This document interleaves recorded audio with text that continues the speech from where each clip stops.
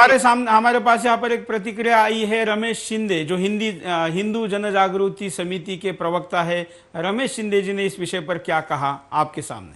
केरल के सभी मंदिर सरकार ने अपने हाथ में ले लिए हैं, तमिलनाडु के मंदिर अपने हाथ में ले लिए हैं, तिरुपति का मंदिर आंध्र प्रदेश का है वो अपने हाथ में ले लिया है। तो ऐसे कई सारे राज्यों में ये मंदिर अपने हाथ में सरकार ने ले लिए हैं और इसकी मंशा केवल एक ही है कि आज जो गवर्नमेंट के पास पैसा है वो तो सारा इन्होंने खा लिया है, तो अभी गवर्नमेंट के पास पैसा नहीं बचा है। जो अपने कार्यकर्ता है तो उनको कुछ तो भी अभी देना चाहिए, तो क्या देने के लिए कुछ पद नहीं बचा है।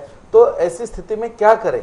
तो ऐसी स्थिति में उनके पास दो ही पर्याय है। एक है कि जो जितने भी हिंदुओं के मंदिर है वो अपने हाथ में ले ले और उन मंदिरों के ट्रस्टी करके अपने जो कार्यकर्ता है उनको वहां पर रखे, और जो भी पैसा है मंदिर में आया हुआ, मंदिर की जो भी वहां पर जमीन है, जो भी उसकी प्रॉपर्टी है, वो सारी हड़प ले। ये दो कारणों के कारण आज सरकार चाहती है कि हिंदुओं के मंदिर सभी हाथ में ले ले जी। और इसीलिए उन्होंने ये महाराष्ट्र में बोला है कि यहाँ के भी हमें 2 लाख मंदिर अभी हथियाने हैं, हमारे हाथ में आने चाहिए। रमेश शिंदे, हिंदू जन जागृति की ये प्रतिक्रिया है। हमारे पास एक कॉलर और जुड़े हैं, उनकी प्रतिक्रिया लेते हैं। नमस्कार। नमस्कार जी। हाँ बोलिए। मैं रामेश्वर शिमला से बोल रहा हूँ जी। बोलिए रामेश्वर जी। ये सर जो आपका सुदर्शन चैनल है सर, ये बहुत ही अच्छा चैनल है सर। धन्यवाद। और सर क्या जो सर सरकार को काम करना चाहिए और सर आप जो काम कर रहे हैं, और सर ये सर जो आप सर आज का जो विषय है सर ये बहुत अच्छा विषय है। और सर जो मंदिर है सर ये हिंदुओं के साथ ऐसा क्यों हो रहा है, गिरजा है और क्या बोलते हैं चर्च है, मतलब इन चीजों के उन्हें अपना ध्यान ले रही है। और जैसे गुरुद्वारे हैं उनको अपना ध्यान क्यों नहीं ले रही है, और ये हिंदुओं के साथ ऐसा क्यों हो रहा है। और ये जो है आपका जो चैनल बहुत अच्छा है और आप हमेशा ऐसे मुद्दों को उठाते रहे और इससे लोगों को जागरूक। बिल्कुल धन्यवाद रामेश्वर जी, हमारा हौसला बढ़ाने के लिए और कुछ तथ्यों को बताने के लिए।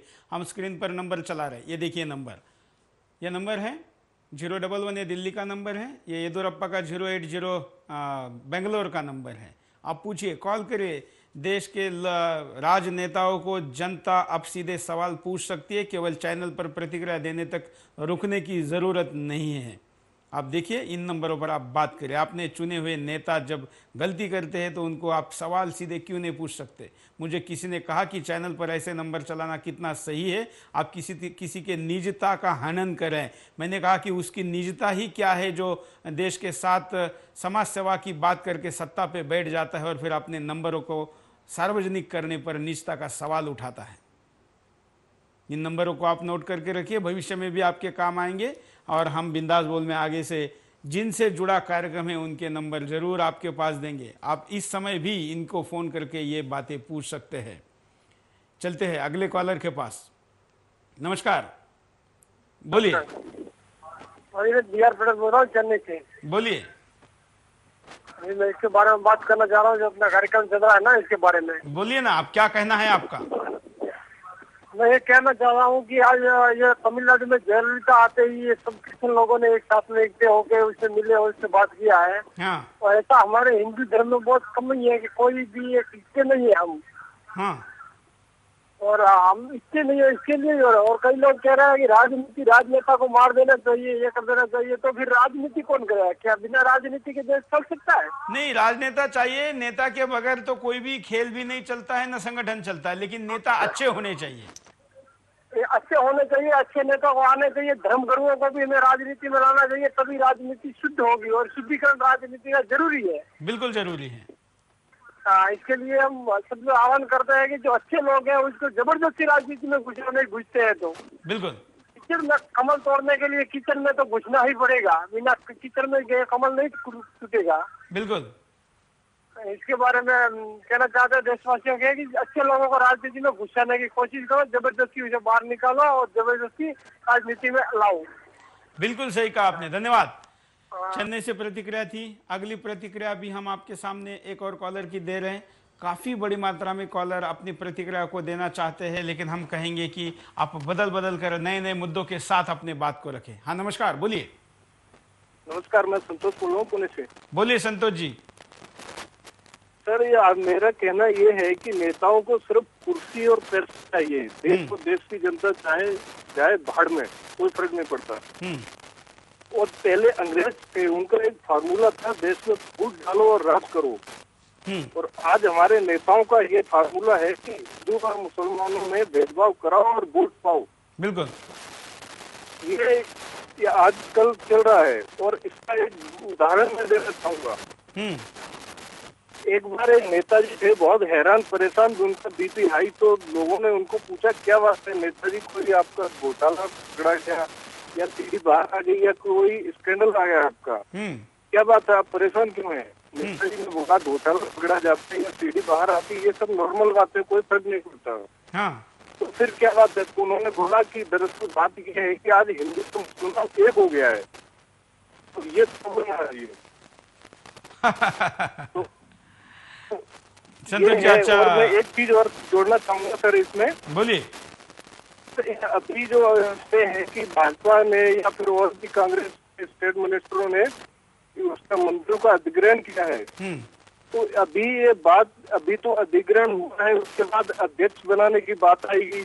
बिल्कुल। फिर मायावती जैसे लोग कहेंगे हमारे SC को भी अध्यक्ष बनाओ, दिग्विजय सिंह जैसे लोग कहेंगे मुसलमानों का भी अध्यक्ष होना चाहिए। तो फिर मंदिरों में मुसलमानों का भी अध्यक्ष हो सकता है। कुछ भी हो सकता है इस देश में, तक नहीं होना चाहिए, कुछ भी हो सकता है। धन्यवाद। पुणे से संतोष जी बात कर रहे हैं और राजनीति के आगे भविष्य में क्या गुल खिल सकते हैं ये बता रहे। हम आपके सामने कारणों पर नजर डालते हैं कि क्या है कारण ऐसा होने के। राजनीतिक दलों की कोई भी हरकत वोट के लिए या नोट के लिए होती है। इस केस में भी यह एक महत्वपूर्ण कारण दिखाता है। हिंदू समाज की तरफ से कुछ भी प्रतिक्रिया कभी आती नहीं, ऐसे में उनके खिलाफ निर्णय करना आसान माना जाता है, इसलिए भी ऐसे निर्णय होते हैं। येदियुरप्पा फिलहाल में अपनी सत्ता बचाने में लगे हैं। हो सकता है कि यह उनके राजनीतिक दल का हिस्सा हो। विरोधक केंद्र सरकार पे चर्च के प्रभाव में होने और मुस्लिमों के तुष्टीकरण का आरोप लगता आया है, यह भी एक कारण हो सकता है। कई कारण हैं, हम चलते हैं एक और कॉलर के पास, देखते हैं उनका क्या कहना है। बोलिए। हेलो। हाँ, बोलिए सर, मेरा कहना है, तो अभी लाइव तो आ नहीं रहा है। हाँ, बोलिए आप। सर, मेरा कहना है कि हिंदुओं के मंदिरों का अधिग्रहण जो मुझे समझ में आता है, यहाँ पे तो कोई भिंडरवाना रहता नहीं है। हाँ, तो वो तो भिंडरवाना जिधर रहता है उधर तो ये लोग जो अपना गुरुद्वारा है उसको तो प्रधानमंत्री टच नहीं कर रहे, किसी मुख्यमंत्री को बोल नहीं रहे हैं। दूसरी बात है, जो हिंदू मंदिर है,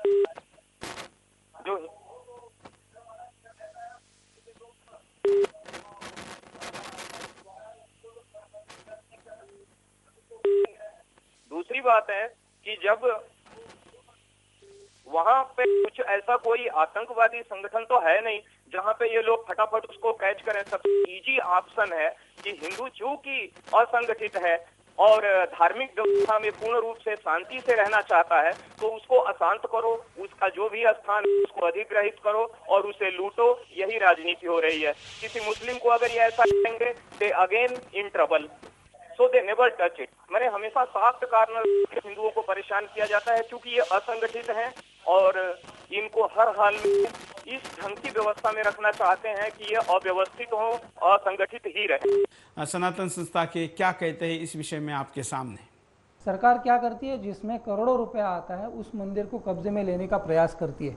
फिर सरकार का वहाँ पे षड्यंत्र चालू हो जाता है। उस मंदिर से जो भी पैसा आता है वो हिंदुओं की भलाई के लिए खर्च नहीं करती है, वो उसका किसकी भलाई के लिए खर्च करती है। मेरे पास राइट टू इन्फॉर्मेशन के तहत मिला हुआ मेरे पास डॉक्यूमेंट है, मैं आपको दिखाऊंगा कि हिंदुओं के सिद्धिविनायक मंदिर से पैसा जो आया है उसमें से जो पैसा लोगों को बांटा गया है उस किस किस को बांटा गया है। देखिए, शेख सईदा, जुपिटर हॉस्पिटल, शेख साजिद, शेख अब्दुल, शेख उस्मान, ऐसे मेरे पास 35 पन्ने हैं जिसमें से आप देखेंगे कि सिर्फ मुसलमानों को पैसा बांटा जा रहा है। सिद्धिविनायक जो हिंदुओं का मंदिर है उसके द्वारा बांटा गया पैसा मुस्लिमों को दिया जा रहा है। जो मुस्लिम सिद्धिविनायक का दर्शन नहीं ले सकते वो उनके पैसे लेकर अपना उपचार कैसे कर सकते, ये सवाल उठा रहे हैं अभय वर्तक। ये व्यक्तिगत मामला है, लोगों की अलग अलग प्रतिक्रिया इस पर हो सकती है, लेकिन ये सवाल लाजमी है। एक कॉलर से बात करते हैं। नमस्कार। हाँ जी, नमस्कार जी। बोलिए, क्या कहना है आपका? मेरा कहना यह है कि इतिहास गवाह है कि इस देश के संस्कृति और हिंदू धर्म का विनाश जो है भूतकाल में राजाओं ने किया। हाँ। और वही आजकल के जो है राजनेता राजा बन करके इस देश के हिंदू धर्म और हिंदू धर्म स्थलों का जो विनाश करने के लिए तैयार हुए हैं। हाँ। मैं चाहता हूं कि ये संदेश आप अपने चैनल के थ्रू पूरे देश को और विश्व को बताएं। बिल्कुल मिश्रा जी, हम तो आपका आवाज ही सीधे सुनवा रहे हैं सब लोगों को कि इस देश के जो है जितने भी जो है राजनेता आज के समय के या भूतकाल में अपने हितों की रक्षा के लिए, अपने जो है अपने स्वार्थ के लिए हिंदू धर्म का और हिंदू धर्मस्थलों का, यहाँ तक कि विदेशियों को बुलाने का जो है राजनेताओं का ही काम था इतिहास में। और इस देश के धर्म और इस देश के संस्कृति को नष्ट करने वाले का काम देश की राजनेताओं का ही है। इस देश का जो सच्चे दुश्मन है तो राजनेता। बिल्कुल सही ये कहा, हमारा कहना है और ये संदेश जो है पूरे देश को और पूरे विश्व में जाना चाहिए। बिल्कुल, धन्यवाद मिश्रा जी। ये लोगों का कहना है और नेता सुन रहे होंगे तो चुपचाप अपनी प्रतिक्रिया दिए बगैर बैठ रहे, हम जान रहे, लेकिन देखिए लोगों की क्या राय है। और एक कॉलर।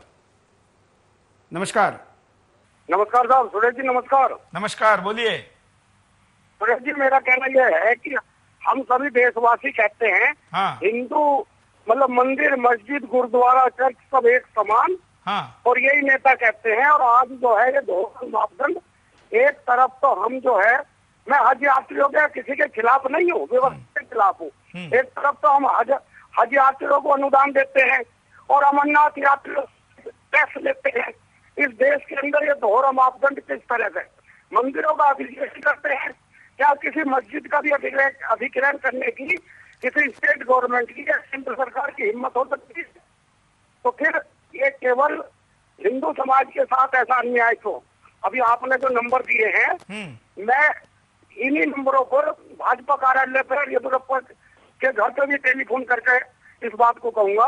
और मैं माननीय राष्ट्रीय अध्यक्ष भाजपा नितिन गडकरी जी से भी अपनी बात रखूंगा कि इस तरह से आप लोग जो है हिंदू हिंदू कहकर चुनाव लड़ते हैं, और जब आप ही इस तरह का हिंदुओं के साथ आघात करोगे तो अन्य पार्टियों का तो फिर कहना कुछ नहीं। मेरा इसमें सुरेश जी एक बात और कहनी है। बोलिए। स्टेट गवर्नमेंट कोई भी अन्याय करे, क्या केंद्र सरकार की जिम्मेदारी नहीं बनती ये तो सरकार के खिलाफ कार्रवाई करने की? इस तरह से बिल्कुल, क्या हिंदुओं को इतना कायर समझ लेंगे ये सब स्टेट? तो सुरेश जी, बिल्कुल आपने कड़ी प्रतिक्रिया दी है और इस प्रतिक्रिया को देने का आपको